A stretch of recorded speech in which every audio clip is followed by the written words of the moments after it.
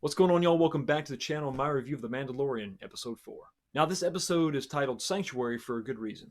Mando and Baby Yoda are on the run, and Sanctuary is definitely something they need. So Mando finds a remote, underdeveloped planet that he thinks they can hide out on for a few months, I guess, I don't know, hoping all this blows over. And as the Razor Crest breaks through the atmosphere and looks for a place to land, that brings up my first dislike. The music is a little too uplifting for this scene. For a couple of characters that are on the run, for what we've seen in the last 3 episodes, it should have been a little more of a drudgery, something a little more somber than uplifting. So after they land, that brings up my second dislike. Why are you letting Baby Yoda walk? I know it's a little thing, but he's going to have to take like 50 steps for every one that Mando takes, so it just seemed odd. I mean, why wouldn't you just carry him? I mean, I know the hover crib is gone, but throw him in a bag.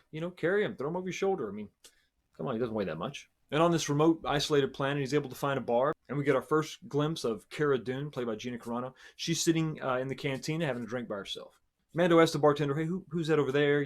What's she doing here? How long has she been here? And I got the sense that maybe he knew her or he knew of her or something about her uniform really kind of caught his eye.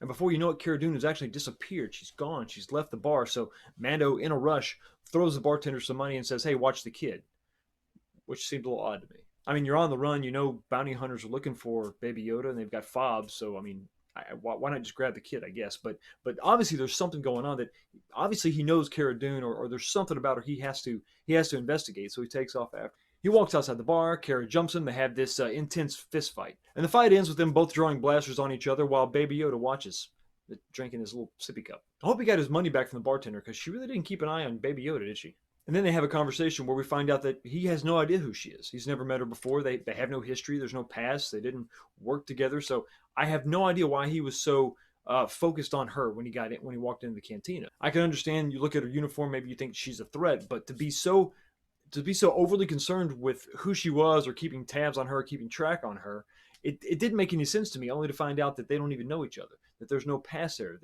There's no reason for that. I mean, if you're coming to a planet to sort of be incognito, to blend in, to hide out, why would you do something right off the bat, as soon as you get to the planet, to draw attention to yourself? I think Mando should have definitely noticed her and paid attention, but when she left the bar, just leave it at that. Don't go following her. Not yet, anyway. Maybe she shows up later on in the episode, but to me, that was a little forced. I think they just wanted to have them fight, and they came up with a contrived reason to make that happen. But Cara does have an interesting backstory. She talks about fighting after the Battle of Endor. She talks about how they would go on. She was part of a covert group, and they would go on these secret missions to try to wipe out what was left of the Empire. Which I like that. That's more world building. That's more giving us some insight into what has happened between Jedi and where we are now.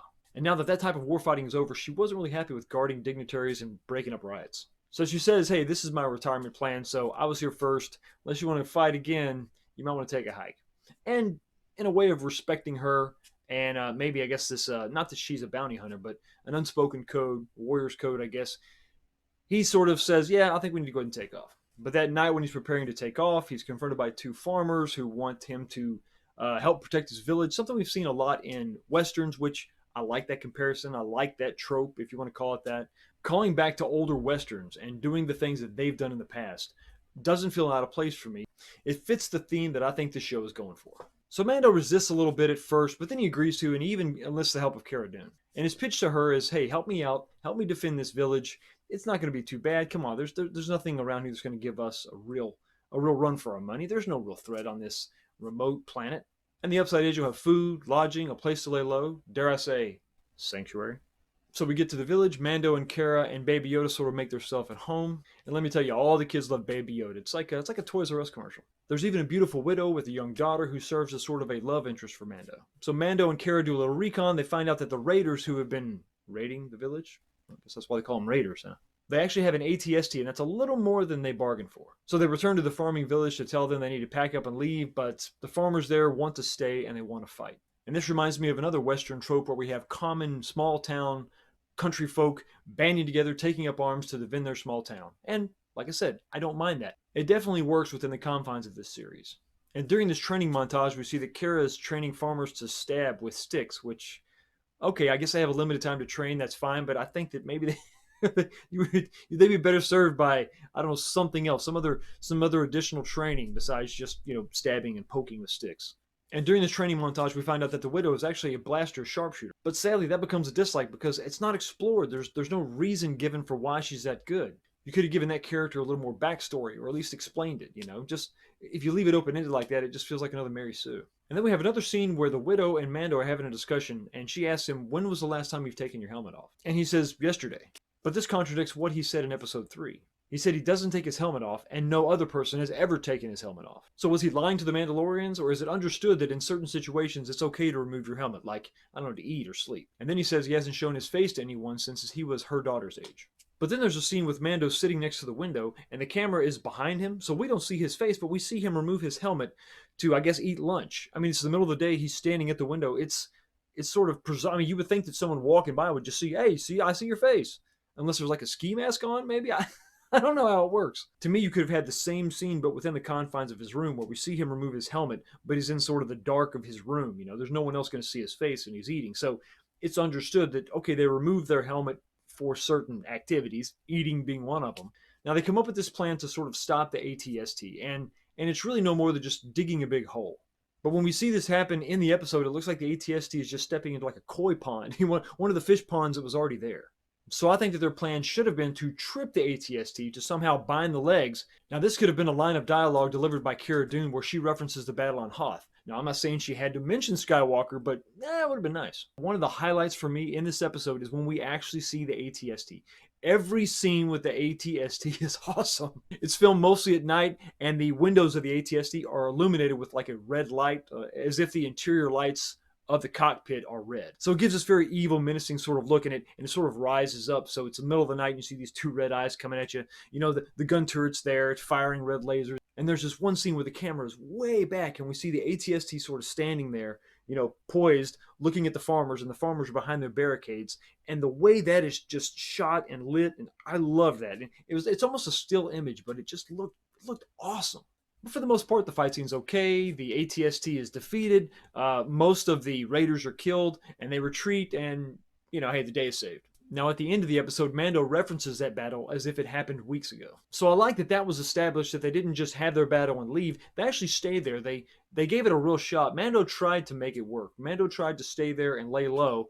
And so in that moment, he comes to the decision that he needs to leave, but he wants to leave Baby Yoda there. And this is why him mentioning they've been there for weeks is important, because if they were there for a few days and he decided to leave Baby Yoda, that would be really irresponsible, really out of character. I think it would just be kind of a bonehead move. But that just goes to show you a simple line of dialogue, establishing they've been there for weeks. He's got a comfort level. He feels that the area is safe. There's been no other skirmishes or fights. Obviously, Baby Yoda is being welcomed by all the kids, because once again, there's another shot. It's like a Toys R Us commercial where Baby Yoda's like just sitting there, all the kids, and I'm laughing. It's not a bad thing. It's cute. It's just funny.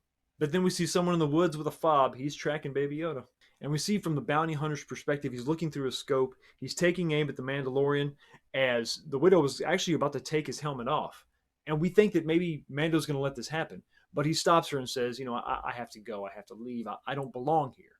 So once the bounty hunter knows he doesn't have a clear shot at Mando because the Beskar helmet's back on, he shifts his sight over to Baby Yoda. He zeroes the scope in. The crosshairs are right on Baby Yoda's head. And then we hear a blaster fire. And of course, it's Cara Dune, who she snuck up behind the bounty hunter and shot him. And I thought that could have been handled a lot better. Now, in my opinion, what should have happened is the bounty hunter takes a shot at Mando because he thinks the widow is taking off Mando's helmet. And right as he begins to fire, Mando grabs her hands and puts the helmet back on, saying, no, I need to go.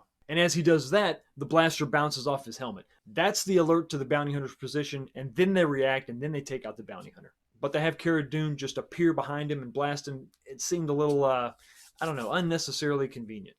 Now convinced that Baby Yoda is only safe with him, Mando gathers up their belongings, grabs up their supplies, says bye to Cara Dune and the widow, and we see them take off, headed back to the Razor Crest. So all in all, I thought it was a good episode. I love the care that they're continuing to take to sort of build out and flush out these characters, these planets, the effects, the attention to detail. Now, they could have just used regular fish, but they decided to take the time to make this something unique, something different. This little glowing blue fish, I thought it was cool. I like that we see these planets like Sorgan exist as sort of a contrast to planets like Coruscant. Sorgan is very underdeveloped, it's very green, it's very lush.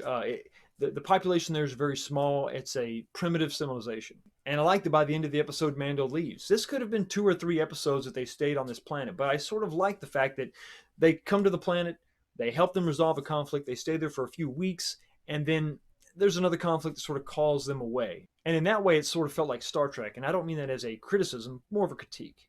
So with all that being said, I think the episode does dip a little bit, but not terribly. I'm going to give it a 7 out of 10. But anyway, y'all, those are my thoughts. Let me know down in the comments section, are you enjoying the series? Did you like this episode?